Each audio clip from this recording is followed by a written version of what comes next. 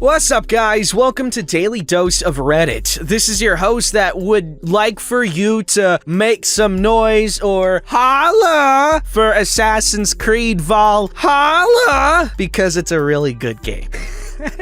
Zach, and today's subreddit is r/entitled_people. And I don't know about you, but I'm really starting to notice my Viking genetics. Because right now I've got a decent sized beard. Not my little dude though, he doesn't have a beard, as you can see. But maybe I'll have a bearded one done. I look like freaking Kratos or something. Because that's how badass I look. I wish. Alright, my Drenga. This story's called Entitled Sister Steals Cats and Nearly Kills Actual Sister. Okay, this story is sorta complicated, so I'll try to make it as clear as possible. First off, I have no frickin' idea what this woman was even thinking, but apparently that's par the Karen course. Cast: Petunia, Entitled's mother/half-sister on dad's side. Lily, older half-sister from mom's first marriage and the only sister whom I was raised with. Parents: me, the avocado. Okay. To start this story, you need some background. My father had a best friend whom he had known for years. Friend is sterile, asks dad for donation. Dad agrees under the circumstance that he not be involved because he was already with my mom and had the above-mentioned sister. Friend agrees, donation happens. Petunia is born and friend dies when she is 4 months. Oh my god. Okay. Just glossed over. Petunia's mother remarries very rich man and all is well in the world. Fast forward 16 years and Petunia finds dad on the Book of Faces and demands to see him. He's careful, tries to get a hold of her mother. No dice, but tells her if she wants to meet, then her mother must approve it and sets up a place to meet. Well, Petunia shows up with a bunch of bags and dad watches a car drive off. Petunia has lied and her parents have dumped her on us for the summer. She spends the entire summer making mother, dad, me, and sister miserable because we can't afford the things she's used to. Any attempt to call mother is ignored because they're on vacation in Europe.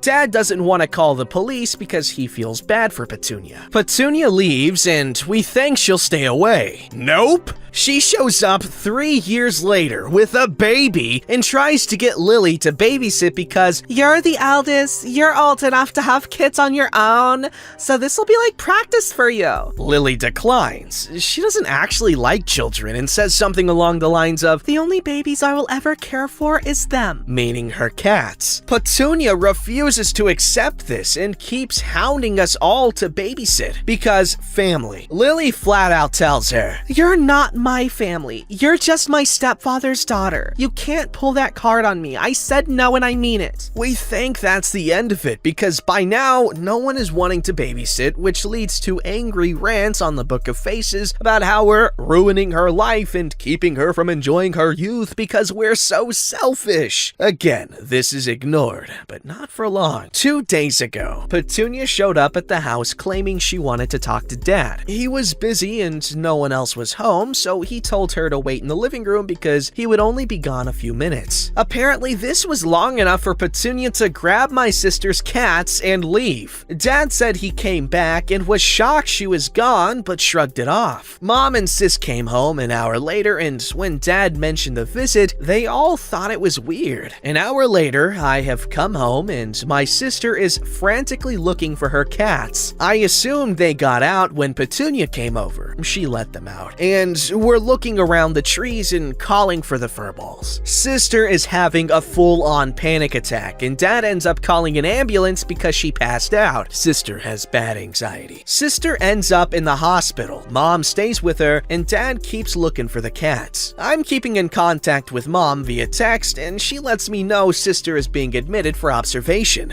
Dad and I are frantic because we know if we don't find the cats, or worse, find them dead, Sis sister may go downhill. We were lucky though, as not too long after we had just about given up hope, we get a call from my older brother. Turns out, Petunia had taken the cats to the Humane Society, the same one he worked at, and was claiming the cats needed to be put down immediately. He didn't see Petunia turn them in because he was in the back, but he recognized the fuzzballs and was able to get Dad to come down and claim ownership of the cats. Now Dad is working on filing a lawsuit and a police case for stolen property, and the harm this did to my sister. The icing on the cake was when Dad texted Petunia to ask why she did it, and her claim was, "Because now Lily can babysit without worrying about those horrible creatures." See? Yikes. Okay, wait. How did she actually almost kill the actual sister? Whatever the title said. Does it mean like, you know, like, oh, it's killing me that I don't have my cats? Like that? I mean, I'm just asking for clarification because I'm a stupid boy. Anyway,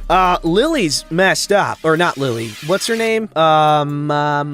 Petunia's messed up. Aunt Petunia from, Harry Potter was also messed up, if I recall correctly, which I probably don't, but hey, references. Alright, this story's called Update! Entitled Sister Steals Cats and Nearly Kills Actual Sister. Okay, I will be updating as more happens, but seeing as so many were asking for an update, I figured I've left you all in limbo long enough to have something worth posting. 1. Sister is back home. Yay! The doctors had to run a crap load of tests, including stress tests, blood tests, and ECGs, etc., and told my parents that the stress caused something called broken heart syndrome. Yeah. Which my sister is on medication for now and while in the hospital, and will be monitored every so often to make sure it doesn't happen again. Dad asked if this could have killed her, and the doctor basically said it was very close to a heart attack, which is scary in and of itself. There's the answer. 2. Petunia has been arrested! Dad filed a report stating everything that she had done, and while this is super satisfying, it gets better! They put a warrant out for her arrest because of the theft, but also because she was apparently on probation for a DUI. And guess what, people? She had a ticket to Italy in her bag, leading the officers to safely assume she was trying to flee the country, also against her probation. Not only that, but my brother was able to go back to the Humane Society and get the login sheet for the day she turned in the cats. She signed my sister's name! So now we're looking at a possible case of fraud, assuming not actually proven yet. 3. A restraining order has been put into the works, with every member of my immediate family being placed on it so that she cannot contact any of us in the future. 4. Her mother and stepfather are threatening to sue us for harassment, since apparently it's our fault she's now held in custody. Sarcasm. That wasn't used properly. 5. All forms of social media that me and or my siblings or parents use has been locked down or downright deleted because we don't actually trust her or her parents not to try and sneak in using fake accounts. I'll give more details as they come up. Thank you for your time. Bows. That's the sound effect of someone bowing. Don't ask me how I got it. It's spot on, and you probably guessed what I was going for as I was doing it. I don't know how I do the things I do. I blow my own mind. But anyway, hope Lily feels better. Hope Petunia gets better, freaking mentally and just like morally and ethically. You get what I'm saying. And I gotta watch some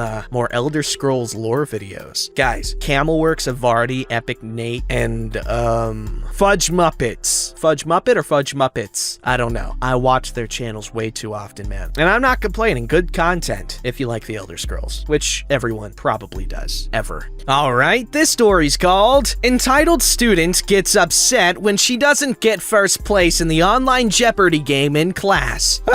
This just happened today and it pisses me off. So, one of my online university classes was using an online app to do a fun Jeopardy light quiz to test our knowledge before our upcoming test. The professor told us that he thought it would be a fun way for us to match up against each other in groups of 5 or 4. We had an uneven number of classmates. It was supposed to be tournament style, where the winner of each section would move up to join the one-up with 4 or 5 other winners of sets with equal ranking, and it continued until there were 5 of us left. The system was based on being able to press on the button first and answer the question within 30 seconds by selecting the correct answer out of the choices, and each choice was worth a certain number of points. If we were correct, then we'd get the number of points for that question, and if we got it wrong, then we'd lose that number of points. At the end of the round, the one with the most points would move on. We had to turn our cameras on, of course, to prove we weren't cheating. Of course, some of us had some crazy bedhead. Moving on, so I ended up being in the finals. Not to brag, but the subject was something I'm pursuing, so I knew a lot of stuff inside out. I wasn't the only one, of course, so it was quite the rush. When done, we waited for the results to be determined and see who the winner was and how we ranked overall. There was this one girl, let's call her Lee, was openly bragging about her skills and knowledge, how she spent all her free time studying and she would come out on top of the class and yada yada yada. Another student told her to be quiet, and thankfully she huffed and shut up. Professor came back, he shared his screen and the winners, as well as everyone's overall ranking. I was pretty happy to see I got second place. Yeah, I didn't get first, but I had gotten into the top 5, and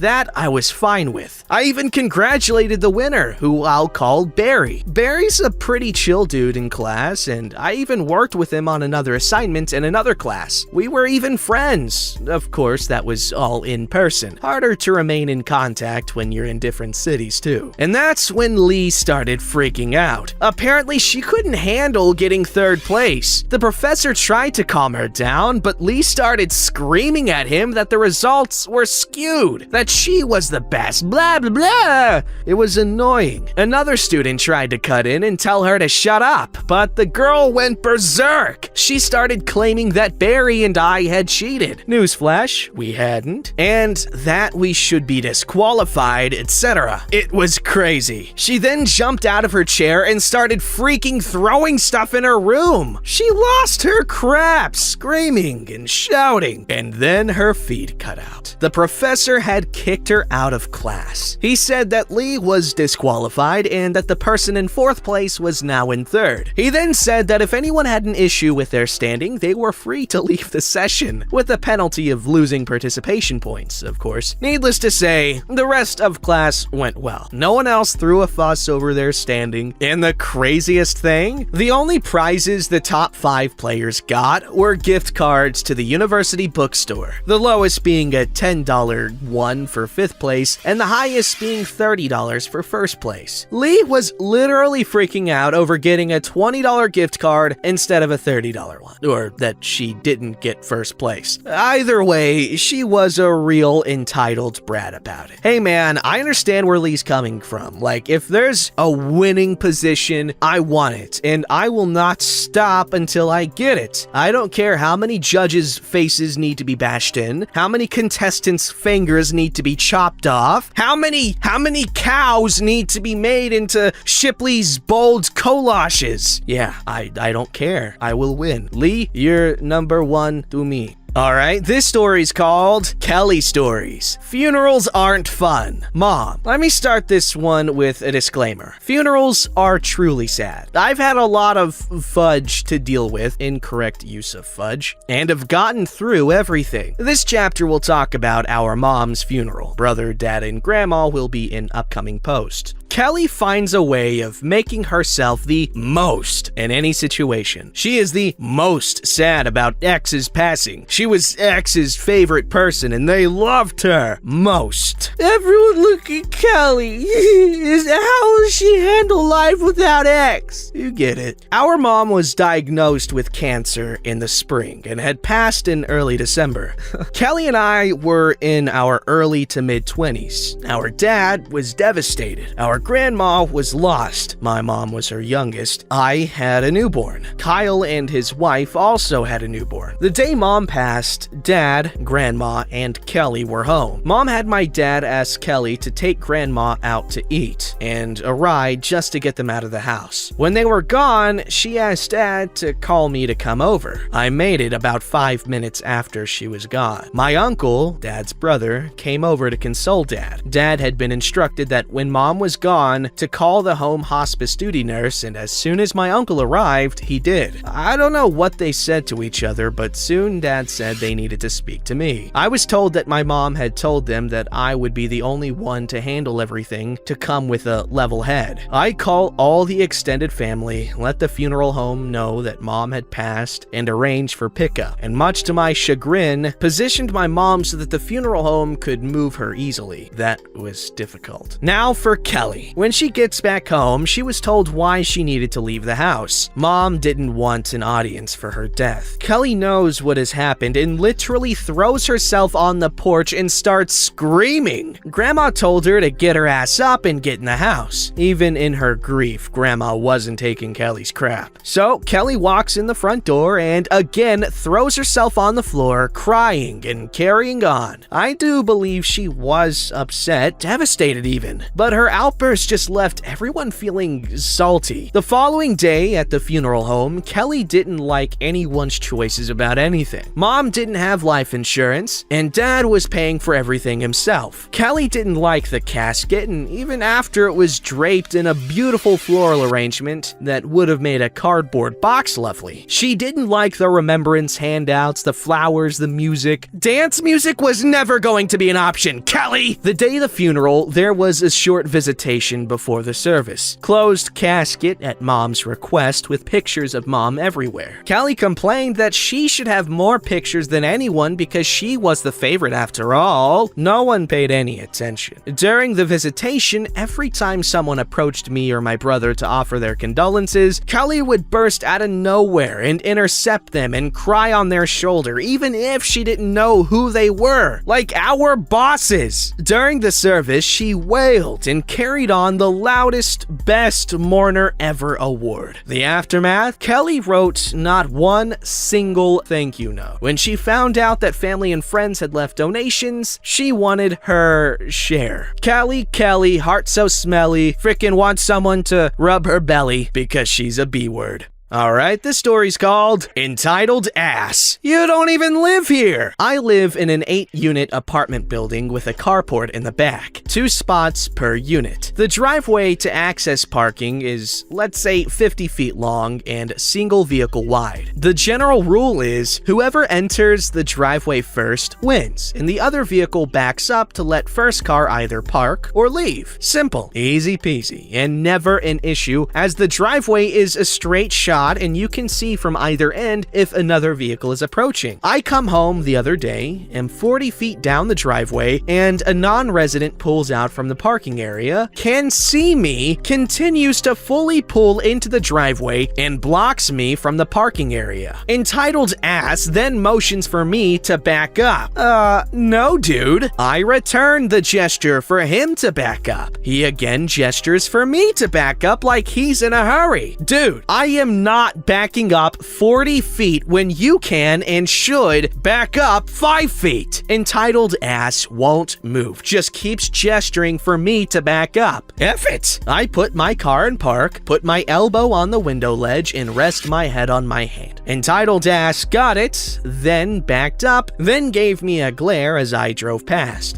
You don't even live here and have no business parking in resident-only parking. I just laughed. That sounds like hell, and a recipe for rotten eggs in your car in the morning when you go to check it out. Don't forget to like, subscribe, and hit that bell to never miss an episode.